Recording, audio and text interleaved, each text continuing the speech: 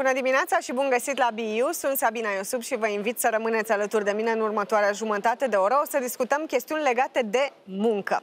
Today, here with me in the European Parliament in Brussels is Monica Semedo. Thank you so much for your presence. Thank you for the invitation, Mrs. Iosub. You are coming from Luxembourg and you're a Renew member of the European Parliament. That's for our viewers to know exactly. We are going to discuss about things that are changing in the Employment Committee. What are you focusing on now and should interest us? Yeah, so it was very busy since the last time I was here. So I worked on the adequate European minimum wages, which is important also for a country like Romania. Just today I had a meeting with young European citizens and talked about quality traineeships. I was the rapporteur on this initiative report. We are waiting for the Commission to act now and make a legislative proposal.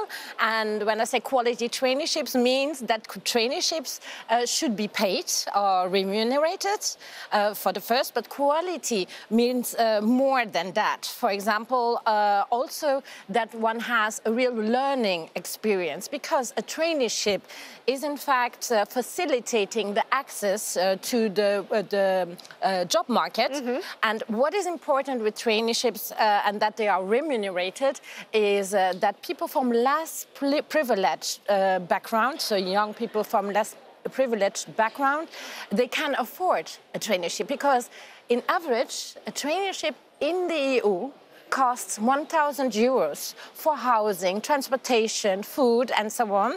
And that's why I want them, and we want them as European Parliament, to be paid. Mentorship is important. Inclusion. Traineeships should be inclusive for people with disabilities, so accessible, and of course also fair working conditions for these young European citizens that enter the job market the first time, and have a look how it will be in their future. So these are very important topics and reports are worked on, and we are still waiting now for the Commission proposal. But also today we voted on equality bodies. Means all these bodies that fight for or fight against discrimination and fight in favor of equal treatment. Today we voted on equal treatment between women and men at work, but there's another file where also the Parliament gives its consent, which broadens the scope not only to the job market but also to the rest of the society. So anti-discrimination is really important. We need equal chances and opportunity, equal treatment for each and everyone. And then I was today in the Employment and Social Affairs Committee, where my colleague Lucia Duric-Nikolsnova has presented the European Disability and Parking card. And I'm also very engaged because myself, I am disabled. I have a visual disability.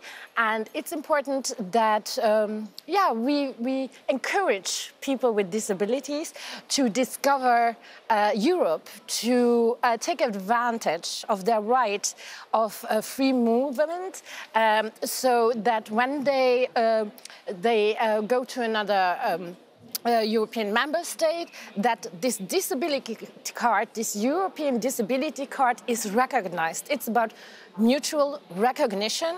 So we try to remove barriers that still exist.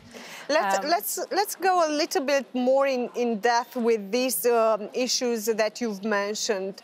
So, in general, in the European Union, we are not seeing in 2023 equality in terms of employees. We are still not seeing. You mean that we have skilled workforce? No, I mean that we are not seeing equality in terms of being equal men and women at work and in terms of payment. Unfortunately not. We have to repeat it in each file. That's what I do. in each file to guarantee, to make that equal treatment between man and woman, non-discrimination when it comes to religion, sexuality, and so on. We have to always point on this and repeat it. I'm really I'm fighting to combat racism in the European Union, which is also a huge social factor, unfortunately, and we have to fight that. Racism, discrimination, and to enforce diversity, tolerance, openness. I think that is important, we need. That's a change in mentality, actually. Yes, and that's a problem. And that's why we have to repeat it, and we have to make clear that the EU only has a success if we take this approach. Best is an intersectional, tolerant approach. We need, of course, data that prove that, for example, discrimination, racism exists, that there are differences between man and woman in pay. For example, there we worked on also with the pay transparency directive. Exactly, yeah. We have to show not everything in the EU is perfect, but we want it to be as perfect as it can be.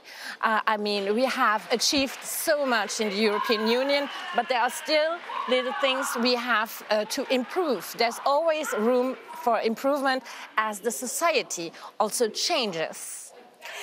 You've mentioned also the situation of persons with disabilities in terms of parking spaces and also accessibility at the place that they are working. What is the situation if we are looking at the whole European Union?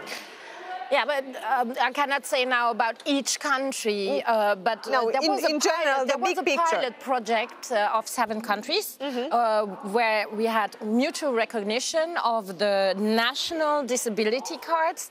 It did not work in each country or for each person with disability, but for example, traveling to, let's say, Greece, having access to the beaches, but also going to a concert as a Luxembourger in France is the access guaranteed if I'm in a wheelchair, if I'm visually impaired or disabled. These things are still not working yet, and that's why also the Commission needs to make really a campaign about we have a European disability card recognized in each member state, and so you can move, you can take advantage of your right of movement, free movement in the European Union, and discover the European Union. What should the member states do? The member states should, of course, get into close contact with the ones concerned. What is important to see, I think, for each member state is you have persons with a disability, they are in the wheelchair. You have persons that are blind, but you have also persons with autism. For example, or who are just partially blind. So a disability is not just one category. You have the visible ones, but also the invisible ones.